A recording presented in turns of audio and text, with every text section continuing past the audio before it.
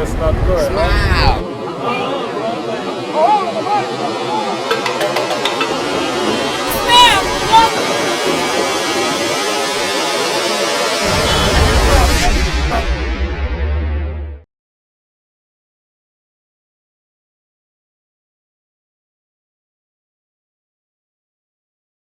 In his book, Sounds, Movies, iPod Culture and Urban Experiences, Michael Bull examines how the use of iPods to create a personal listening experience allows people to escape from the unpredictability of the world.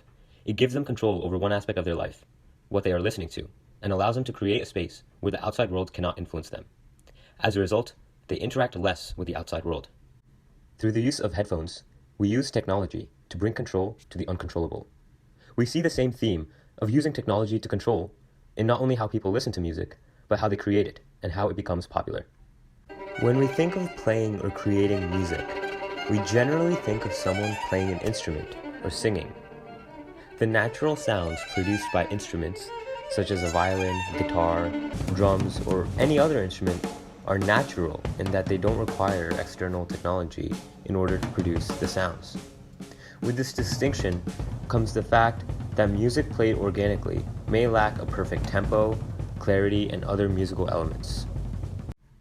However, when compared to softwares such as GarageBand, more people are able to produce music, and they can do this in a non-organic manner.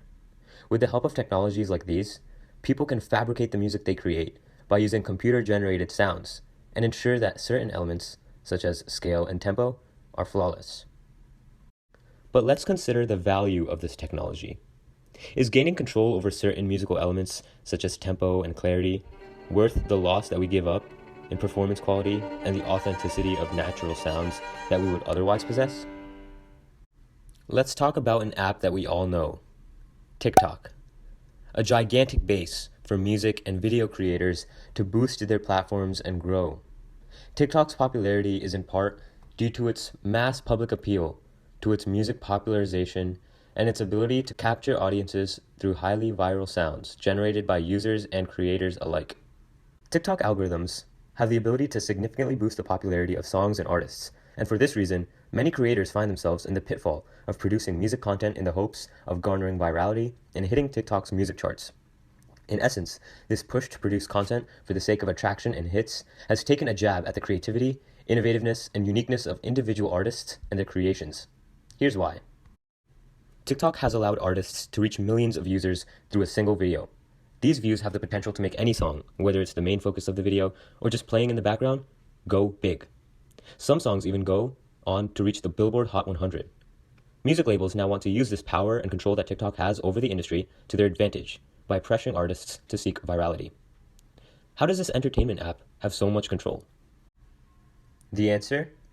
Data and algorithms. TikTok uses machine learning to find content users are most likely to engage with and give them even more of it. Recommended content is based on video information and user information, like the device and account settings. The amount of data collection TikTok does has politicians worried. Apart from collecting information of what users watch, the app also tracks user locations, what is typed, copied, or shared, who users talk to, and much more. Because TikTok is Chinese-owned, there's been many data privacy concerns over the app, and in turn, China's access to the American public's personal information. That's very much at odds with what's in the best interest of the United States. In exchange for 15-second entertainment videos and the chance to go viral or be discovered, users give up their data and instead gain a sense of control. We watch what we want to watch, we hear music we like, we decide if the song is worth anything. In short, it's all about us. Is it control though? The AI pushes content it knows users will engage with based on the information it collects. Ferociously pushes new content constantly. And the obvious question remains, is it really worth it?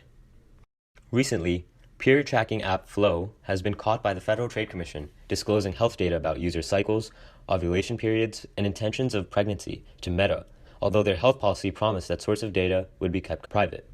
This was particularly alarming as Meta has been utilized in court cases, using messages between users on the platform Messenger to prosecute an illegal abortion. Meta was required via warrant to hand over messages between a teenager and her family member that were not even encrypted that contained the teenager's intentions of obtaining illegal abortion pills. While there is no current or previous case that would provide precedent on whether or not peer tracking apps will be used as evidence in a case, it is likely. The privacy protection statements of the systems state that they will never use nor sell data to third-party collectors. But this does not protect users from the possibility of the data being subpoenaed.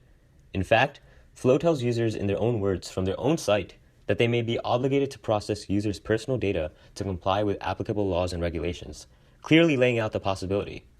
Many who see the blanket statement of "we do not sell your data" do not realize that there could be still a possibility of data being required to be sent to legal teams.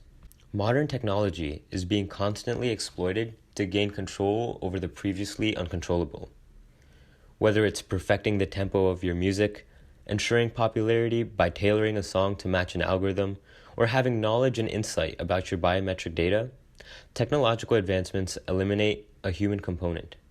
As the human component slowly slides out of things, we move farther and farther from how society was originally envisioned, each escaping into our own bubble, our own music, our own algorithms.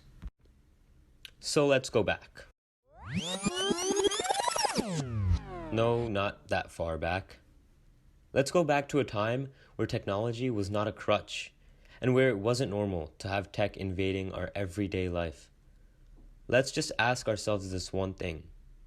Is the control that we get worth losing the human aspect of our art, our independence, and our safety? Let's go outside, let's touch grass, and let's come back to our roots, the human ones, and not the ones attached to data collecting banks.